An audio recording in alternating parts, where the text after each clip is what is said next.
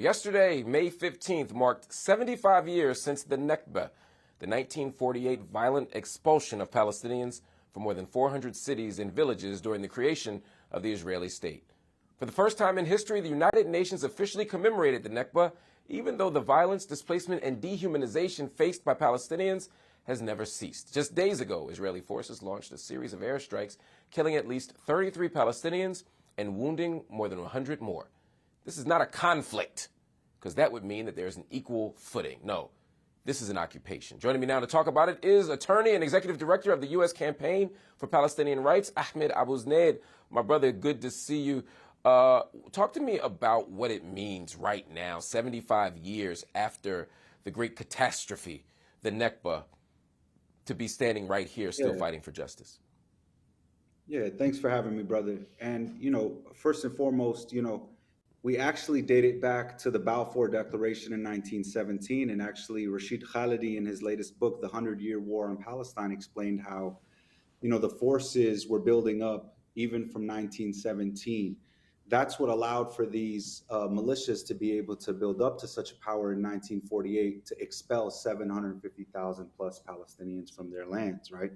And so the most important thing to note for folks that are learning about the Nakba today is that it still continues, right? And so when we're seeing these mass bombings and massacrings of the people of Gaza, along with the raids and the settler attacks we've seen in the West Bank, over 150 Palestinians murdered just this year alone, Palestinian homes being demolished while Israeli settlements expand, a 99% conviction rate for Palestinians in Israeli military courts, denial of human rights, civil rights, accountability, and justice. All of this over the last 75 plus years. And this is, of course, what paints the picture for everyone of the Zionist colonial project. And it's important for folks to understand that what we're witnessing in real time is the colonization of the Palestinian people's lands. There are people who are far away from the Nakba, who are far away from the region, who are far away from the issue altogether. And they see this as a religious conflict. They think that this is about Jewish brothers and sisters fighting Muslim brothers and sisters over interpretations of scripture and over land. What do you say to those people? What I say to those people is that, human beings, we treat each other based on universal principles of love and dignity and community. And I reject any notion that we should be separated or segregated or treated one above the other based on a religious text, a supremacist text, or any other text. And the reality for Palestinians is the future that we envision with a free Palestine is one where folks from all different faiths are welcome and equal. And it also involves our vision for what the United States could look like, right? When it disinvests or when it removes its support of these sorts of systems, right? When it divests from these sorts of structures and reinvests in our community. So we have a vision for a whole new possibility for how we see life in a day-to-day in our communities, both locally here in the US, but also in Palestine. What does solidarity look like? There are many people who say they want to stand in solidarity at an increasing rate, increasing numbers, with Palestinian people when they look at the media reports, when they look at the death tolls, when they get more information. But I'm not sure we understand exactly what solidarity looks like.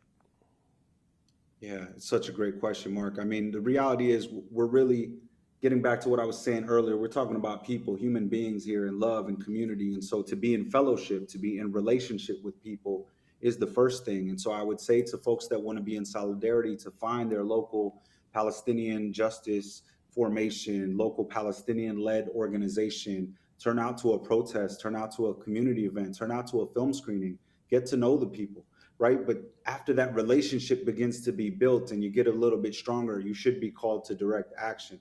And direct action can mean a lot of things. It can mean acts of civil disobedience to disrupt the structures. It could also involve civic engagement, right? Where we're talking about a US Congress, which again continues to fund war and devastation and occupation and apartheid while not funding domestic infrastructure, houselessness, right? Healthcare, and more, right? And so we're neglecting the folks that are working class taxpayers in the US that, are doing their all to provide for their families. And we're investing in, again, war and occupation and heartache. One of the things that always comes up when you talk about Israel and Palestine is the question of anti-Semitism. There are many people who believe that even challenging any sort of Jewish self-determination, which is often defined as Zionism, is seen as an act of anti-Semitism. There are some people who believe that the critique of Israel is itself a type of anti-Semitism. And there are others who say that Israel is being singled out in its critique, and therefore making an exception for Jewish communities is itself an act of anti-Semitism. How do you think about these questions of anti-Semitism as we fight for Palestinian freedom and justice? I'll start with the last point, Mark. The reality is there are several states and nations across the world that are currently being sanctioned, divested from, punished, held to account for what the international community deems human rights violations. So it's really comical for people to even attempt to frame Israel as being singled out when the reality is we have seen the United States hold nations to account for whatever disagreements or human rights violations the United States deemed actionable. So that's the first point I'd like to lay out. And secondly, I would say that, again, our vision of a free Palestine, a secular democratic state for all, has no visions of a state without Jews. We actually see it as a state, again, of Palestinian Christians, Jews, Muslims, all living in a free, secular, democratic state together. The reality is the best attempt to stifle the conversation, the best attempt to limit our debate, to limit our ability to connect with people and help them know what's really going on the ground, is to attempt to label us hateful people, anti-Semites. When the reality is, if you listen to us and if you listen to us carefully, all we're saying is that our people were ethnically cleansed. Our people are right now being ethnically cleansed. This is unjust. This must stop. And not only must it stop, it has to be reversed.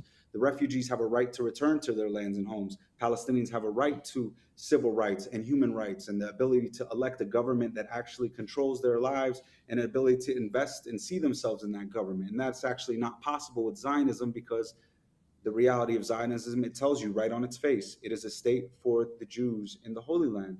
And some of us were not born Jewish, yet that is still our homeland. Ahmed Abuznaid, thank you so much for your analysis. Thank you so much for your passionate activism. And we wish you nothing but not just luck, right? But we wish you principled struggle that will lead you to victory. And that victory comes from international solidarity. I don't speak for the entire grill, but I certainly speak for myself when I say I stand in solidarity with you and the Palestinian people and your struggle for freedom, justice, and self-determination. I want to thank you again.